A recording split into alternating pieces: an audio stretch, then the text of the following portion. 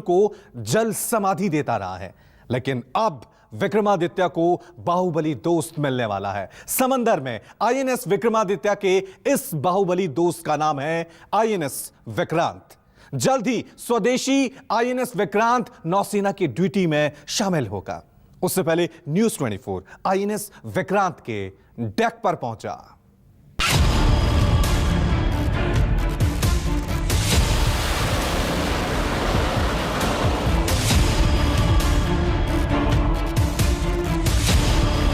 Duty पर उतरा विक्रांत, पाकिस्तानी साजिश शाम। 362 मीटर लंबा, 15 मंजिल ऊंचा। जी हां, आईएनसी विक्रांत की तस्वीर हम आपको दिखा रहे हैं।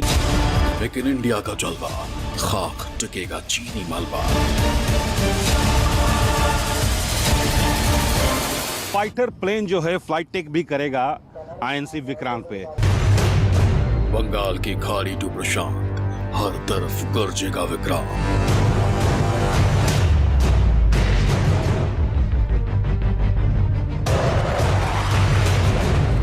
हमले का जवाब देने के लिए अब हमारी नौसेना की ताकत के रूप में उभरा है आईएनसी विक्रांत। विक्रांत के डेक से एक्सक्लूसिव ग्राउंड रिपोर्ट। एक के बाद एक आप 12 फाइटर्स और 6 हेलीकॉप्टर्स ऑपरेट कर सकते हैं। चीन पाकिस्तान बैकग्राउंड, आ गया आईएनएस विक्रांत।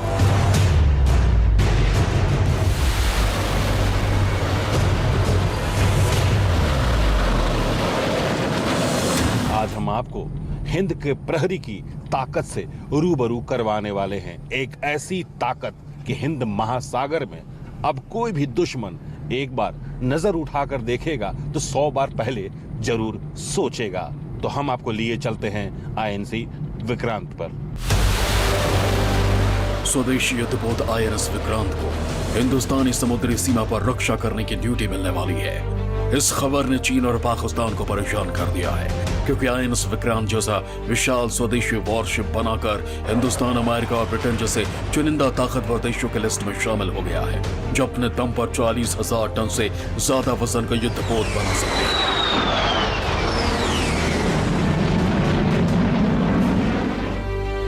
आज न्यूज 24 इसी विशाल आईएनएस विक्रांत के डेक पर पहुंचा है। कोच्चि के शिपयार्ड में पहुंच चुका हूं और आज मेरी कोशिश है कि आपको आईएनसी विक्रांत की एक एक तस्वीरों से रूबरू करवाने की। जी हां, आमतौर पर किसी एयरक्राफ्ट या युद्धपोत को आपने नजदीक से नहीं देखा होगा, लेकिन न्यूज 24 की टीम पहुंची है आईएनसी विक्रांत के पास और अंदर की पल पल की तस्वीर से हम आपको रूबरू कराएंगे कि आखिर हिंद के प्रहरी में कितना ताकत है और दुश्मन अगर चौतरफा वार करने की कोशिश करता है तो ये प्रहरी किस तरह से 24 घंटा समुद्र की सुरक्षा में तैनात है। कोच्चि में प्रधानमंत्री नरेंद्र मोदी की मौजूदगी में 2 सितंबर को स्वदेशी एयरक्राफ्ट कैरियर विक्रांत नौसेना में औपचारिक रूप से शामिल होगा।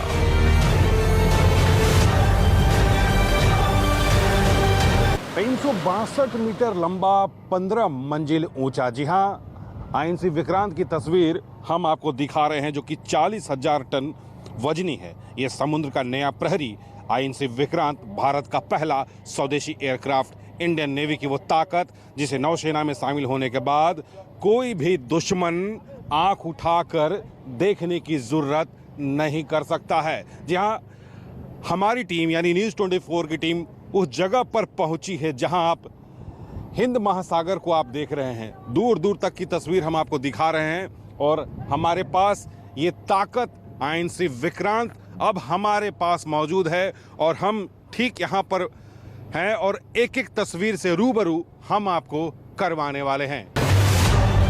अब विक्रांत की खासियत और ताकत जान लीजिए।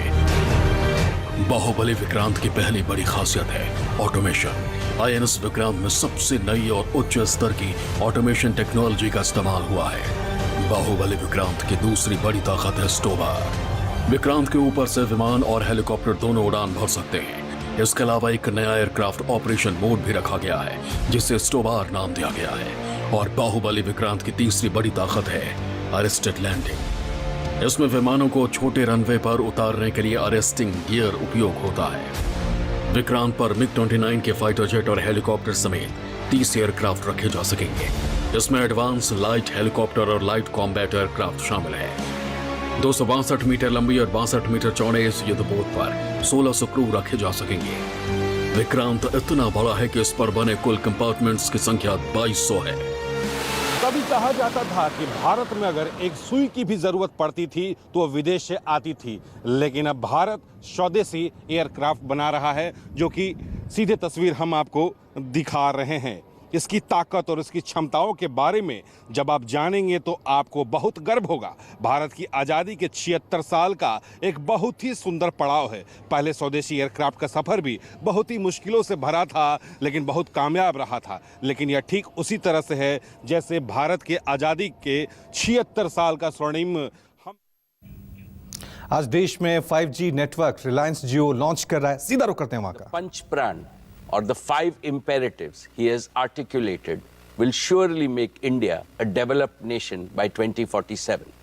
He has aptly described that the next 25 years is India's Amrit Kal, the era of elixir. Within the next one generation, India is set to achieve more than all the post-independent generations have collectively achieved so far. And Reliance is set to make a far greater contribution to India's prosperity and progress than we have done so far. Friends, the world has almost fully overcome the COVID pandemic. This is heartening. However, there is uncertainty again due to heightened geopolitical tensions and global risks. There is severe economic stress in many parts of the world. Rising fuel, food, and fertilizer prices are impacting everyone in the world. High inflation and supply disruptions are triggering recessions. Amidst this global unpredictability, India stands tall as a beacon of growth and stability. The government's skillful management of the pandemic and the pragmatic approach in dealing with the ensuing economic challenges have helped India emerge stronger than before, wiser than before, and more resilient than before. I would like to congratulate our Prime Minister, Shri Narendra Bhai Modi ji, for his far-sighted leadership, and our Finance Minister, Srimati Nirmala Sitharaman ji, for her exemplary stewardship in navigating the Indian economy through a period of unprecedented challenges. The most profound lesson that the world has learned from the pandemic is greater the adversity, greater still is humanity's inner strength to conquer it, provided we care for each other. Friends, this prompts me to reiterate the core philosophy of Reliance, the philosophy of we care. We care for our employees and their families. We care for all our stakeholders, customers, shareholders, and partners. We care for India and all 1.4 billion Indians. We care for the planet and its people. It is the philosophy of doing good to do well. It is the philosophy to create greater value for others first. The ever-expanding circle of care enhances respect for Reliance globally and ensures its sustainable growth year after year, decade after decade, and generation after generation. Dear friends, let me now speak about the business and financial performance of your company in the year 2022. Reliance has continued to make all-around progress across its businesses. Our company became India's first corporate to cross $100 billion in annual revenues. Reliance's consolidated revenues grew 47% to 7.93 lakh crores or $104.6 billion. Reliance's annual consolidated EBITDA crossed the crucial milestone of 1.25 lakh crores. And in true We Care spirit, Reliance Foundation continued to benefit millions of people across the country. Reliance not only set higher benchmarks of serving the community, but also created business value and societal value on an unparalleled scale. Reliance's exports grew a massive 75% to cross 250,000 crores. We accounted for nearly 8.4% of India's merchandise exports in the year, up from 6.8% last year. During the year 22, Reliance continued to be the largest taxpayer in India. Reliance's contribution to the national exchequer by way of various direct and indirect taxes increased 38.8% to 188,012 crores. Reliance also set new records in creating jobs for Indians. Reliance added 2.32 lakh jobs across all its businesses, with Reliance Retail becoming one of the largest employers in the country. Friends, let me start with our digital services business, Geo. Over the past year, Geo has further consolidated its position as India's #1 digital services provider. Today, we have 421 million mobile broadband subscribers on our 4G network, and they consume, on average, nearly 20 gigabits of broadband data every month, which is nearly double their consumption from the year before. Inspired by our dynamic Prime Minister, Shri Narendra Bhai Modi ji's Digital India initiative, our country has seen the emergence and scale-up of multiple world-class national platforms which have brought enormous benefits and ease of living to ordinary citizens, like Aadhaar, a common national identity for 1.3 billion Indians, like Jan Dhan, a self-service bank account that has brought financial inclusion to over 460 million unbanked Indians, especially women, like RuPay, an indigenous payment card network with over 630 million cardholders, and like UPI, one of the most accessible digital payment system with a monthly volume of over 6 billion transactions, like Ayushman Bharat, providing health coverage to over 500 million Indians. Another example is our Prime Minister's path-breaking Startup India initiative, under which India has launched over 73,000 new startups in the last 6 years. They have collectively attracted nearly $63 billion of investment and contributed to the creation of lakhs of new employment opportunities. And we have the example of how India has used digital connectivity and digital platforms to stay resilient even during the COVID-19 pandemic. With both humility and pride, I would like to state that all these phenomenal accomplishments became possible because Geo built a world-class 4G digital infrastructure at the right time with sufficient capacity and offered it most affordably to every Indian to take India to global leadership. Let me now talk about Geo's fixed line network. Geo's high-quality, redundant, and always available fiber optic network is the information backbone that carries data traffic from every corner of India and connects it to the global internet. Today, Geo's pan-India fiber optic network is more than 11 lakh route kilometers in length, enough to go around the planet Earth more than 27 times. Over the past year, we also saw acceleration in the adoption of Geo Fiber, with 2 out of every 3 new customers choosing Geo Fiber. Geo Fiber is now the #1 FTTX service provider in India with over 7 million connected premises, a feat achieved in less than 2 years despite COVID lockdowns. But despite strong growth, India still lags behind the rest of the world significantly in fixed broadband services. With about 20 million connections, India is ranked a lowly 138th in the world in fixed broadband adoption. Unlike in leading nations, the vast majority of our homes, offices, and businesses have been deprived of the power of fixed broadband and ubiquitous indoor Wi-Fi, and consequently, the power of modern digital tools.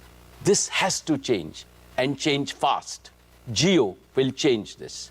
We will enable India to be among the top 10 globally in fixed broadband adoption. Friends, today I want to announce the next leap forward that Geo is creating in digital connectivity, especially in fixed broadband, and that is Geo 5G services. Using 5G technology, we can now deliver breakthrough increases in broadband speed, network capacity, and number of connected users while dramatically reducing latency. With Geo 5G, we can achieve 3 simultaneous objectives.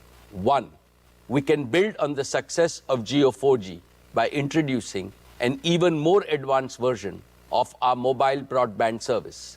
2, we can accelerate the rollout of high quality, highly affordable fixed broadband services to hundreds of millions of locations in a very short period of time.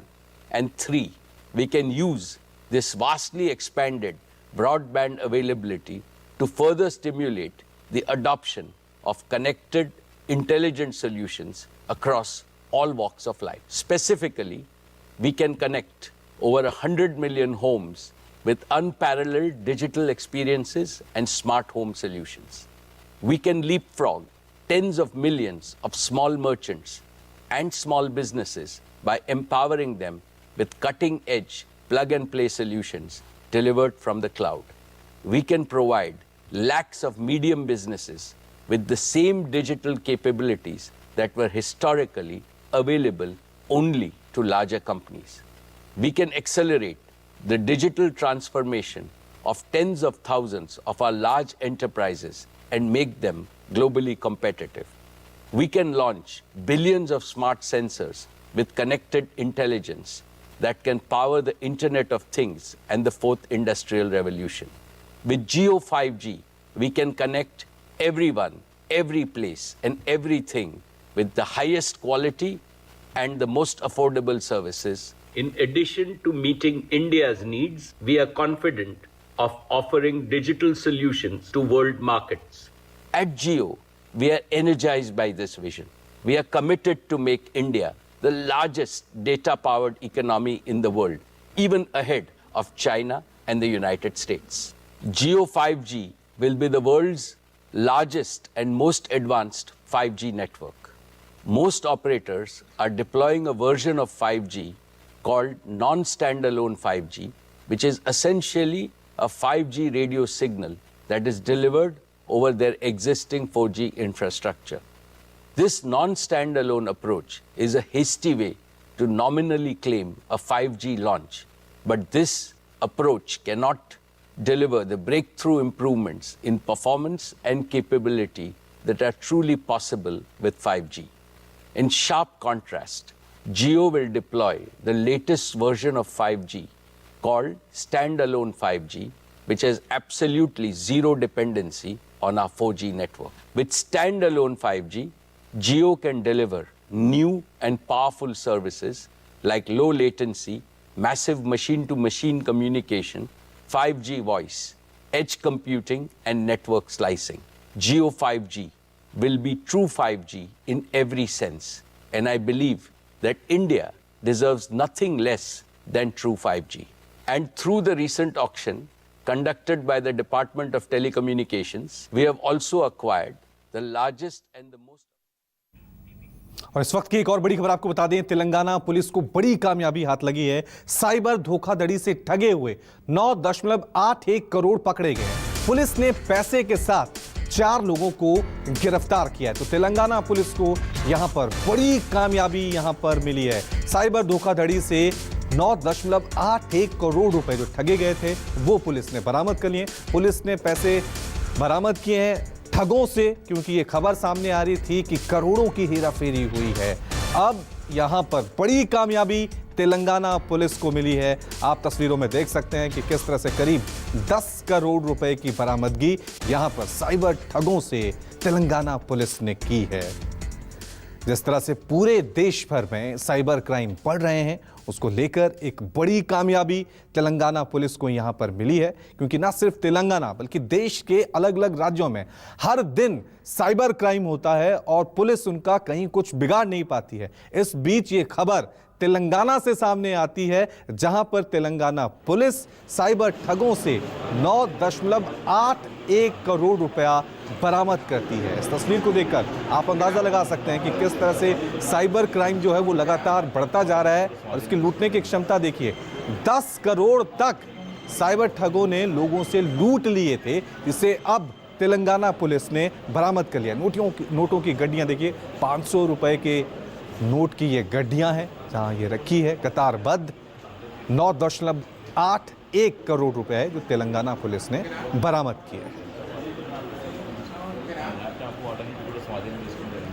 तस्वीरों में आप देख सकते हैं Telangana police को बड़ी कामयाबी यहां पर हाथ में लगी है। साइबर धोखाधड़ी से ठगे गए 9.81 करोड़ रुपए पकड़े गए हैं। और देखिए तस्वीरों में आप देख सकते हैं 500 रुपए की गड्डियां यहां कतारबद्ध लाइन में रखी गई हैं। जिस तरह से देश में साइबर क्राइम लगातार बढ़ता जा रहा है, लोगों को हर दिन लूटा जाता है, उस बीच ये राहत भरी खबर तेलंगाना से सामने आ रही है, जहां पर करीब 10 करोड़ के रुपए बरामद किए हैं तेलंगाना पुलिस ने। चलिए इस खबर पे और ज्यादा अपडेट के लिए अब सीधा रुकते हैं केजे शिवत्सन का। शिवत्सन, क्या अपडेट है इस मामले में? देखिए, इन सभी आरोपियों को तेलंगाना पुलिस ने गिरफ्तार कर दिया। इन लोगों के खिलाफ सबसे बड़ी बात देखी जाए तो 2021 में ये पूरा मामला दर्ज किया था। उसके बाद से इनके नेटवर्क को तेलंगाना पुलिस खंगाल रही थी और उसी के आधार पर यूपी के मुगलसराय में जाकर ये पूरी दबिश दी गई और उसी दौरान ये सभी लोग गिरफ्तार हुए हैं। और 10 करोड़ रुपए की राशि, देखिए अपने आप में बहुत बड़ी राशि होती है जो फ्रॉड के जरिए इन लोगों ने जमा किया था। इसने इनके कब्जे से 5 बैगों में 100 और 2000 के नोटों के कुल 9 करोड़ 81 लाख रुपए जब्त किए हैं और ये सभी ठगी के पैसे हैं। तो निश्चित तौर पर जिन लोगों के साथ ठगी हुई है उन्हें एक बड़ी राहत मिली है कि कितनी जल्दी उन्हें ये रुपए वापस मिलेंगे। इस मामले में 17 आरोपियों को पुलिस ने गिरफ्तार भी किया है, जिसमें 2 मुख्य आरोपी अभिषेक जैन और उनके बेटे भी कैलाश यादव भी शामिल है। अब जांच की जा रही है कि इन्होंने पैसे कहां इन्वेस्ट किए, धोखाधड़ी, जालसाजी और हवाला के ये पैसे क्या कहीं भेज रहे थे, क्या हवाला के जरिए ये पूरा पैसा, इस बात की भी पुलिस तफ्तीश अपनी ओर से करने में जुटी है। लेकिन शिवत्सन, जिस तरह से हम देख रहे हैं नोटों की गड्डियां ही गड्डियां नजर आ रही हैं। पहला सवाल तो ये कि साइबर क्राइम में अब करोड़ों की ठगी होने लगी है और जिस तरह से आप कह रहे हैं कि तेलंगाना पुलिस इसमें एक्टिव थी और यूपी के चंदौली से इनको गिरफ्तार किया गया है, तो इनका गिरोह पूरे देश में फैला था। जी बिल्कुल, देखिए क्योंकि ऑनलाइन फ्रॉड का मामला है तो ऐसे में किसी एक जगह पे ये बैठ जाते थे और तेलंगाना को इन्होंने अपना मुख्य अड्डा बना लिया था। हैदराबाद के साइबराबाद इलाके में ये पूरी घटना थी और वहीं साइबराबाद पुलिस की ये कार्रवाई थी। लगातार पुलिस को ये शिकायत मिल रही थी कि इन लोगों ने घपला किया और वैसे भी अभी जो सामने एक रिपोर्ट आई है तेलंगाना साइबर क्राइम का, या कहें कि ऑनलाइन फ्रॉड का सबसे बड़ा देश में एक तरह से नेटवर्क भी है और यहाँ से सबसे ज्यादा फ्रॉड भी होते हैं। तो 1 साल पहले जो मामला दर्ज किया था उसके आधार पर यह कार्रवाई रवि नगर इलाके में हुई है और अभिषेक जैन और कृष्णा यादव नाम की 2 शख्स को पकड़ा है। इनके साथ इनके 17 लोग और भी हैं। क्योंकि ऑनलाइन का मामला है तो ऐसे में पुलिस के लिए इनके नेटवर्क को पकड़ना, इनसे जुड़े लोगों को पकड़ना काफी मुश्किल है। ये लोग एक ऐप, मार्केटिंग ऐप था, उसी के जरिए ये लोगों को बताने की कोशिश करते थे कि आप ये पैसा यहाँ पर लगाइए और हम शेयर मार्केट में लगाएंगे, जबकि उसका शेयर मार्केट से दूर दूर तक कोई लेना देना नहीं था। अब चूंकि अमाउंट जो जब्त किया गया है वो करीब 9 करोड़ 81 लाख रुपए है, तो ऐसे में हवाला के जरिए क्या ये रुपए कहीं भेज रहे थे या कहां इन्वेस्ट कर रहे थे, इसके बारे में पता लगाना तेलंगाना पुलिस के लिए एक बड़ी चुनौती बनी हुई है। क्योंकि हो सकता है कि यह एक बड़े इंटरनेशनल रैकेट के साथ भी इनका कोई जुड़ाव सामने आ जाए, क्योंकि इतनी बड़ी राशि इन लोगों के खाते में मिलना, इन लोगों के आगे भी तो बैंक के खाते भी फ्रीज किए गए हैं, इन सबको फ्रीज कर दिया गया है। वहां से और किस तरह की चीजें मिलती है इस पर भी सबकी निगाहें हैं। और ये जो तस्वीरें सामने आई हैं शिवत्सन, इससे एक आम लोगों को भी बहुत राहत मिली है और उम्मीद भी बंधी है, क्योंकि हमेशा ये माना जाता है कि बाई चांस आपकी कहीं साइबर ठगी हो गई है तो वो आपको पैसा नहीं मिलने वाला। उन अपराधियों को पकड़ा नहीं जा सकता क्योंकि वो पता नहीं देश के किस कोने से कहां से फोन कर रहे हैं, कैसे आपको ठग रहे हैं। लेकिन जिस तरह से तेलंगाना पुलिस इस पूरे मामले में एक्टिव हुई, मेहनत दिखाई और ना सिर्फ अपराधियों को पकड़ा बल्कि 10 करोड़ रुपए बरामद भी किए। जी बिल्कुल, देखिए ये उन लोगों के लिए एक बड़ी राहत है जिन्होंने अपने खून पसीने की कमाई को अधिक ब्याज मिलने का लालच में, केवल अधिक ब्याज मिलकर का जो झांसा उन्हें दिया गया था उसके फरेब में आकर इन लोगों ने अपने पैसे इन्वेस्ट किए थे। हालांकि ये उनके खून पसीने की कमाई थी, लेकिन उन्हें जल्दी ही पता लग गया कि उनके पैसे अब डूब गए। तो ऐसे में एक एक करके ये पुलिस थाने में गए और अपनी शिकायत दर्ज कराने लगे। शिकायत जब पिछले 3-4 सालों की शिकायत है तो ऐसे में पुलिस ने इन सब पर मामला दर्ज करना धीरे धीरे शुरू किया। हालांकि शुरू में जब कुछ लोग पहुंचते थे शिकायत दर्ज कराने तो तेलंगाना पुलिस ने उसे गंभीरता से नहीं लिया था और इसे जनरल फ्रॉड समझ के ही छोड़ दिया।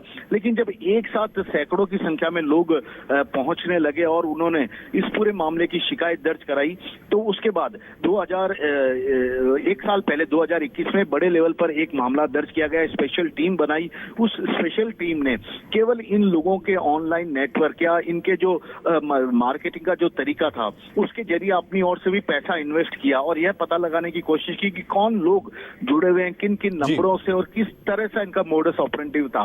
तो इस तरह की तमाम बातें तेलंगाना पुलिस पिछले ठीक है शिवसन, लौटेंगे आपके पास ताजा अपडेट के लिए। इस वक्त एक और बड़ी खबर सामने आ रही है, बिग ब्रेकिंग न्यूज आपको बता दें कि कांग्रेस पर फिर बरसे हैं गुलाम नबी आजाद। कह रहे हैं कि घर वालों ने घर छोड़ने पर मजबूर कर दिया। यह गुलाम नबी आजाद का बड़ा बयान आज सामने आया है। मोदी को बहाना बना रही है कांग्रेस। मोदी को मैं पहले क्रूर समझता था लेकिन वो काफी भावुक इंसान है। क्या कुछ कहा है गुलाम नबी आजाद ने, सुनिए। बड़े फ्रस्ट्रेटेड है लोग कांग्रेस से, वो कोई विकल्प छोटा सा हो उसमें भी जाने के लिए, लेकिन ये अभी उसमें टाइम है। नेशनल पार्टी को ये रिसोर्सेज होने चाहिए, बाकी होने चाहिए लोग। लेकिन जम्मू कश्मीर क्योंकि कभी भी इलेक्शन किसी मोमेंट होगा तो जम्मू कश्मीर का तो हम तुरंत अभी दौरा भी शुरू करेंगे। कब जाएंगे सर, कब नई पार्टी ऐलान करेंगे? नहीं, पार्टी किस दिन ऐलाएंगे, लेकिन मेरे अपने टूर शुरू हो गए। जब बनाएंगे पार्टी तो वो दुनिया को पता चलेगा। तो वो उस घटना पर रो रहा था और मैं जब उसका ये सुना रहा था कि क्यों रोए ये, तो मुझे वो दृश्य याद आया, मैं भी रोना शुरू किया। तो ना वो मेरे लिए रोए ना मैं उनके लिए रोया। हम दोनों उस गुजरात की जो हमारी भाई बहनें मारे गए थे उस दुखद घटना को याद कर रहे थे। तो इतने जाहिल हैं हमारे लोग जो ये इस चीज को, हमारी कांग्रेस पार्टी उसी दिन से फैला रहे हैं। असली मोदी सब बहाना। इनकी आंखों में हम खटकते हैं जिस दिन से हमने वो G23 की लेटर, क्योंकि ये कहते थे कि हमको कोई लेटर लिखना नहीं चाहिए, हम तो कानून से पढ़े हैं, हम पार्टी सिक्योरिटी से पढ़े हैं, कांग्रेस जीरो भी आएगा तो भी कोई नहीं पूछेगा।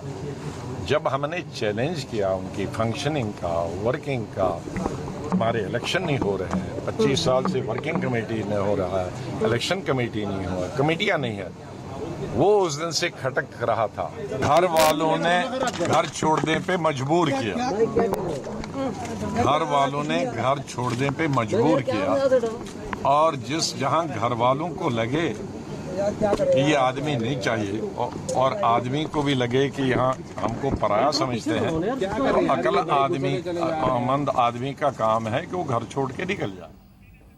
चलिए खबरों में आगे बढ़ते हैं। केजरीवाल के विश्वास मत पर बीजेपी का आरोप है कि झूठ का कोई सिर पैर नहीं होता है। प्रवेश वर्मा ने यह कहा है बीजेपी ने किसी विधायक को नहीं तोड़ा। सर विश्वास मत लाया और ये बताने की कोशिश कर रहे हैं कि जो उनको तोड़ने की कोशिश की गई उसमें वो कामयाब हुए। साथ ही साथ कई तरह के ऐसे आरोप लगाए हैं कि जो पेट्रोल डीजल के दाम महंगे हो रहे हैं वो इसलिए महंगे हो रहे हैं कि बीजेपी ऑपरेशन लोटस चला रही है, उससे जो पैसे खर्च हो रहे हैं वो अगर वहाँ लगाते तो पेट्रोल डीजल सस्ता होता। इस तरह के लगातार आरोप आपके ऊपर लगाए जा रहे हैं। ना तो उनके विधायकों को किसी ने तोड़ने की कोशिश करी है और ना ही भारतीय जनता पार्टी ने कोई विश्वास मत की मांग की थी।